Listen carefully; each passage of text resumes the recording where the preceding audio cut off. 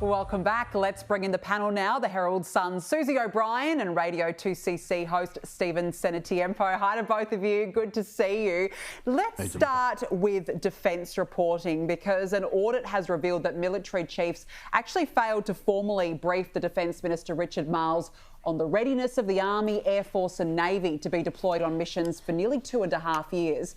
Stephen, I thought this was extraordinary because, look, we've been warned for years, firstly, that we're not ready for the event of a war. The US, of course, wants us to muscle up now on defence spending, which is falling on Labor's deaf ears. And now the minister actually has no idea what's going on. What does it say about the state of defence? Well, it says two things. It says that we need to clean out of the top brass, because if they're not reporting back to their boss what's actually going on, then there's a failure there. But it also means that Richard Marles is a failed Defence Minister. I mean, he should be on top of this thing. He should be demanding reports from our top brass, keeping me up to date on what's happening. Now, obviously, there is a bent from this government not to invest in defence. They actually want our defence forces to run down. That's been pretty clear. And it's extraordinary that when the US says, hey, we need you to lift your game, they say, we're not going to be told what to do by you. But then when China says, hey, you better not lift your game, well, there's no rebuke from them either. But the breakdown in communication here is absolutely frightening, and it just lays out what most analysts have been saying, and that is our senior defence personnel have been dropping the ball for years, and our minister hasn't been doing anything about it. No, exactly. And also, let's not forget, there is a recruitment crisis. They cannot recruit people to the military, so there's big problems.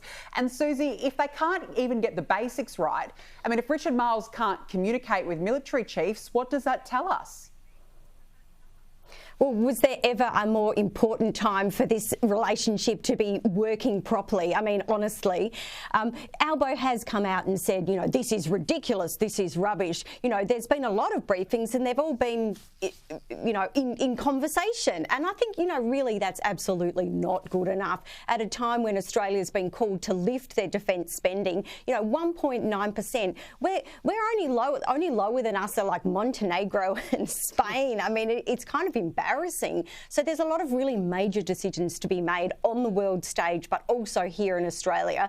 And we really need these relationships to be working better than they are. Yeah, you're right. I mean, of course, the US are angry. I mean, 1.9 to 2% is a real failure. You're spot on.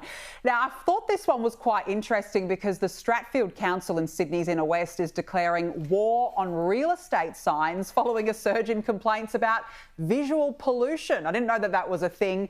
On nature strips and roundabouts, the mayor said, quote, "It's one thing to put a sign outside a house, but it's another thing to put signs every 5 metres on a stretch of road." I mean, for goodness sake, Steve. You know, the council is now considering banning the signs on public land. Is this fair or not? Look, this is ridiculous, and I've had a bit to do with Stratfield Council over the years. I mean, it shouldn't exist. It's only got something like 18 to 20,000 residents. It doesn't justify having its own council, and they didn't want to merge because apparently the name on your bins matters in Stratfield as to who's going to pick your rubbish up. I mean, this bloke needs to focus on the important stuff like roads, rates and rubbish, and not worry about this concept of visual pollution. I mean, you know, the number of real estate agents in Stratfield, they'd be up in arms. They'd launch a counter-protest of some, or even a coup of the council, I think, if they tried to do this. But if people are trying to sell their house, they're trying to sell their house. It's not going to last forever, particularly in the current market. No, exactly. And you're right. I'm so sick to death of these councils just butting into everyday issues. You're right. Go back to the simple basics, roads, rates and rubbish. I mean, there's a problem across the country at the moment. It is so infuriating. Now, look, Susie, I want to ask you about your column in the Herald Sun on how student teachers are running VCE classes due to staffing shortages. This is extraordinary. How did it get to this? Well, you know, the inmates are running the asylum, particularly in schools. You know, you've got people who are just a few years older than the kids they're teaching. So the teaching crisis is so bad in Victorian schools. They've had to bring in 1,700 graduates. They haven't even finished their teaching degrees, and they are teaching every level in Victorian schools, including VCE. So 1,700, that's 500 more than last year. Well, they're not even graduates, they're teaching students. And you'd have to wonder, 1 in 3 teachers at the moment who are registered to teach do not want to be in classrooms. And so these youngsters are being sent in to fill the gaps, and it's just appalling. And the state of schools at the moment, the level of violence, the level of bullying, the workload pressures, why would you be a teacher? Yeah, but also, I mean, the standards across the board, it's reflecting in classrooms. We know that the standards of maths and English is down across the country. And, you know, here's more proof as to why. There's so many different factors to it. Now, look, the Victorian opposition has vowed it will scrap Jacinta Allen's planned state voice to Parliament if it wins the next election. Stephen, hallelujah. 60% of us said no to this division, yet the Victorian government couldn't help itself, could they? They just wanted to continue on with a voice to Parliament. What they need to do is pick up the phone to the ACT government. We've had effectively a voice to Parliament for years, since ATSIC was abolished under the Howard government, and we have the worst outcomes for Indigenous Australians of any jurisdiction in the country. So for a start, let's do it from a practical perspective. It's not actually going to do anything for Indigenous Australians and the people it's supposed to help. But again, it comes back to democracy. I mean, the entire nation, apart from the ACT, voted against this thing, and the Victorian government thinks it's a good idea to bring it in. Well, good on the opposition for doing the right thing here. Yeah, good on Brad Batten. He's certainly been doing well, so fingers crossed that lasts. But Susie, you know, who gave Jacinta Allen a mandate to go ahead with this? Well, she certainly didn't have a mandate for this, and it's very interesting that the opposition have come out so strongly against it, and we're going to see more and more of them picking these kind of issues where they can draw a clear line between the struggling government and hopefully the opposition that is on the ascendancy.